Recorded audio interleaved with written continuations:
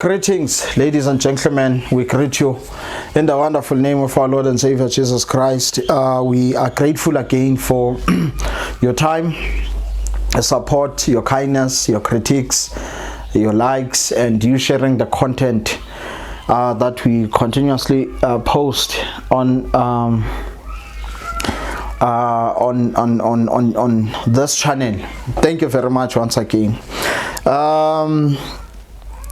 We just want to continue from some of our last videos where we spoke about, we did videos on Charlie Kirk, the issue of Israel, Palestine, and the theology behind that. And today we want to talk about something that is really troubling, really troubling. South Africa is sort of like a country that is being attacked from all sides. The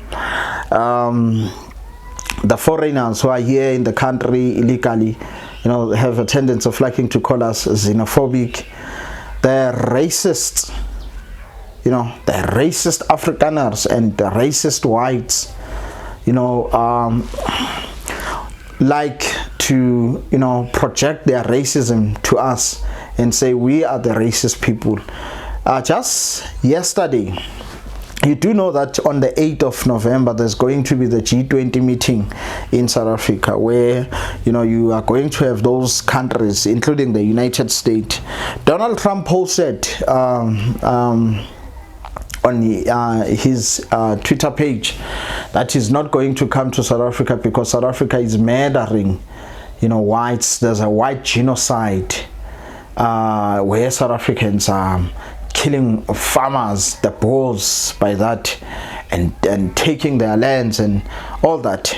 Even though we know that's not true, but that president of the United States is currently pushing that propaganda. Why? You do know that the United States, operates in this way. Even imperialist nations, they have to demonize a certain people. They have to demonize the Venezuelan people as drug dealers, and then do what? Invade their country and take the Venezuelan oil. They have to demonize countries such as Nigeria, as countries that are just killing Christians, whilst the very same United States is supporting a genocide in Palestine, while the very same United States is using Ukraine to fight its wars with Russia. So that's the problem we're dealing with. South Africa is being demonized so that maybe they might not invade South Africa, in that way, but they might use other means, to force a regime change in South Africa so that they can put the white minorities who are busy pushing this propaganda that they are being genocide in South Africa. So within the context of what is currently going on and South Africa being part of BRICS and America being anti-BRICS, it's like, we are being taken back to the Cold War dynamics, of the East versus the West. And currently in South Africa, there's going to be an ideological battle that is going to take place. And the type of politics that wants to reintroduce itself in South Africa is the right-wing ideas. Right-wingers in South Africa took power in 1948, and they had been existing prior to that. And now in 1948 they took power and took apartheid, fully implemented apartheid, which they inherited from the British. In 1948 took power, implemented that very same apartheid system up until they were defeated in 1994 by our ancestors. So now they've been whining ever since. They are crying, and they want that very same political power back. You have these people, the right-wingers, claiming that there are 148 racist laws against them in South Africa, and these are the same people who have the lowest unemployment, the highest life expectancy in South Africa, better education, the environment that they live in well taken care of. You know, they are living nicely in terms of, you know, income. They are at the top of the food chain. But there's some people who are busy complaining about suffering genocide, having their lands being taken, and they are being killed. So right now, South Africa is in a stage where right-wing ideas are being reintroduced to the region. How are they doing that? Two ways.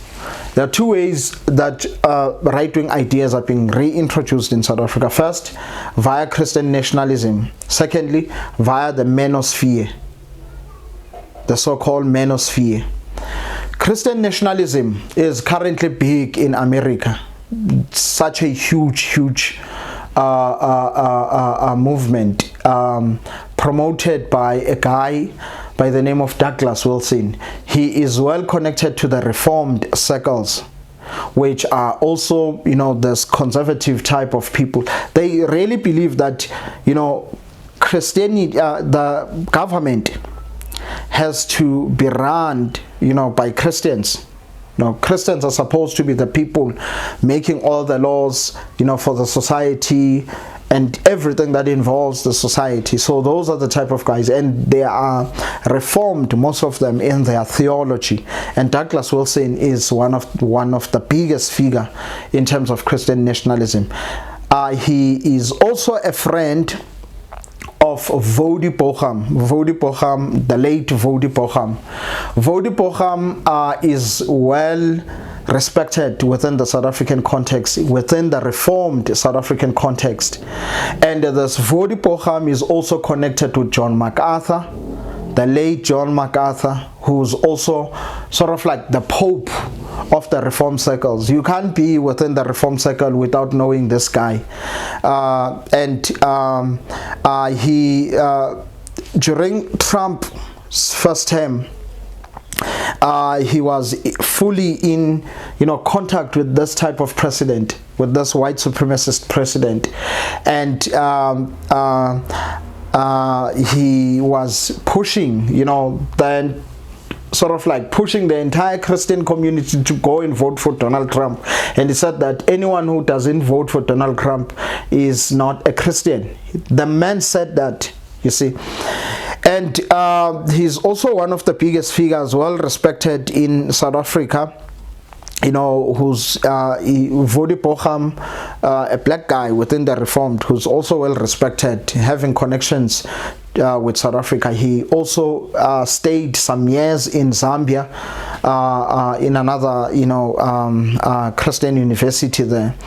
And thus Vodi Bochum is also connected with the late Charlie Kirk, another racist right wing who was even, you know, bold in his racism.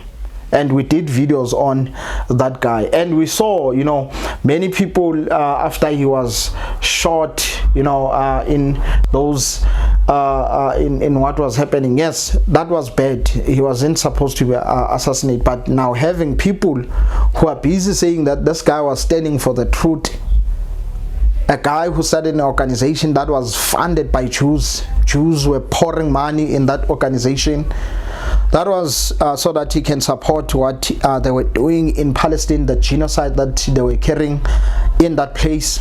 So now you have these reform circles who are connected with these political guys, and you also have AfriForum, your Calic Rails, your NS Roots in Africa Forum, your Solidarity Movement, who are also connected with these guys, who are also well connected to these guys.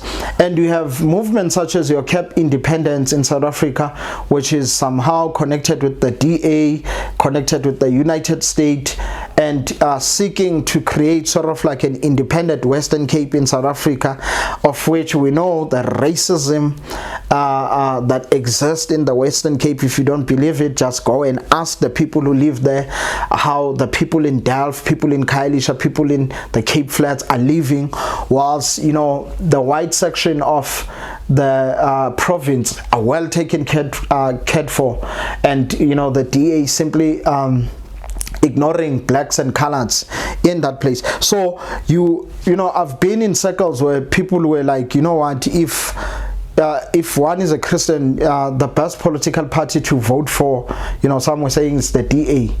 You see, so these movements are well connected, and they are also connected with Donald Trump. Donald Trump, who is well supported within these reformed circles. So something that is happening now within this type of people, there's a denial of systematic racism.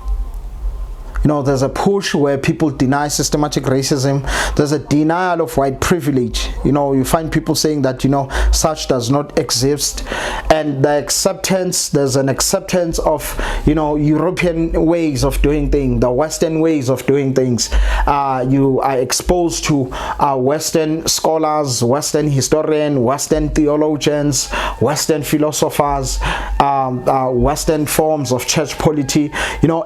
There's just this acceptance of Western ways of doing things, without question. And then there's also this revisionist history that is currently happening, where you find people telling you that apartheid was better and all of that, and that is being reintroduced via the church. People are accepting those things via the church through these guys. The minute one, gets into these reform circles, the minute that one gets exposed to this type of guys who are going to introduce you to right-wing evangelical thinking, and then you find people accepting Christian nationalism, according to the ways that are being defined by Douglas Wilson, who has been marrying pedophiles in his churches. And you do also have ACDP in South Africa, but it's a dying political party, but it tried to introduce this racist right-wing thinking. I remember the president of ACDP, Mushwe, saying that we need to bring back the commandos, because there was this white genocide that they claim is happening, and he said we need to bring back the commandos. People who were kidnapping Boers, racist Boers, who were kidnapping children, raping women, destroying African nations and South African nations and leadership. And that was the guy, Kenneth Musha, was saying that we need to bring back those commandos who were brought into non-existence after the black government took place. And you have Kenneth Musha saying we need to bring those racists back. So these are the type of people who are introducing these destructive ideas in the name of Christ. And then on the other side, the people who are introducing racist right-wing thinking via the manosphere, you have, Jordan Peterson, even though he's not deeply into the movement, but he's one of the guys who sort of like, I can say, made it very famous. There are other guys who pioneered, the manosphere movement, but Jordan Peterson is sort of like the first guy that many people have been introduced to this type of movement, and that is a denial of systematic racism, white privilege, his so-called anti-woke, anti-social justice. He was also platformed by the friends of John MacArthur, the evangelical friends of John MacArthur, where people such as your James White were also platformed in the very same platform, sharing with an unbeliever by the name of Jordan Peterson. And you also have people such as Andrew Tate, whom people think is one of the gurus of this movement, speaking for men, defending men, all of this type of stuff. And you then have the black manosphere, which the prominent proponent of this movement was, who's this guy, Kevin Samuel. Even though he said many of the good stuff, but he was promoting an anti-black woman narrative, and slowly people got introduced to some of these patriarchal types of thinking, European patriarchal type of system, where women were judged based on their height, based on their weight, based on, people were told to have to rank themselves, and all of those type of, nonsense, which we know here in the native land in South Africa, we don't do that. We don't do that. We don't have this type of nonsense where women are judged because of their weight, judged because of their height, told that, okay, you need to rank yourself, from a scale of 1 to 10, or where do you rank yourself? Those type of things, that was happening that was born from these Western patriarchal systems, which are just pure immoral, and they were taken by these black manosphere guys via Kevin Samuel and others now. And now you have this anti-black woman narrative that now have taken root in South Africa, and now people are looking at this type of guys, men in the black manosphere, Andrew Tate, your Jordan Peterson, and many others, you see, who are saying they are fighting feminism, they are fighting wokeism, and slowly people being unaware, they are being introduced to right-wing racist thinking, and you are fighting feminism, you are anti-woke, anti-social justice. All of a sudden, as a black, you are finding yourself within a community that denies systematic racism, a community that denies white privilege, a community that believes in the European way of doing things, Western way of doing things, a community that continues to promote a revisionist history. White leadership was better, racism, apartheid was better. I know people who have been now pushed into those type of thinking. In South Africa, you have people such as your Penwell, your Ike Khumalo. Some of the time you can see these people as if, these people are. And then all of a sudden you find that now, okay, they are sympathetic to the apartheid government. They are saying that type of government was better. People such as Penwell, he even went out and joined AfroForum, that racist right-wing organization. And slowly, you have many young black men who are, following this guy because they see him as if, you see he's defending men and all of that. And then they begin to listen to his content, and and then boom, all of a sudden this guy is now introducing them unaware to racist right-wing thinking. So people need to be watchful, to watch out, because South Africa is now being introduced to those type of thinking. So don't just sit in the church and lose your mind. Be critical. No one has a right to own your mind. Be critical. No one has a right to own your soul. Be critical. Question people. Ask them questions. Challenge them.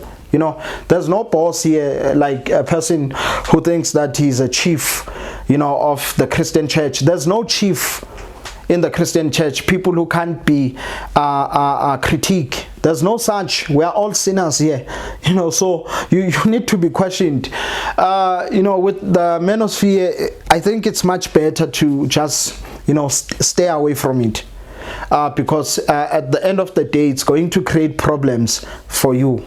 You'll just be hating women for nothing, and then all of a sudden you are now a racist in black skin. You are not aware. All of a sudden you are racist, because these things, they do take root and they do influence your thinking.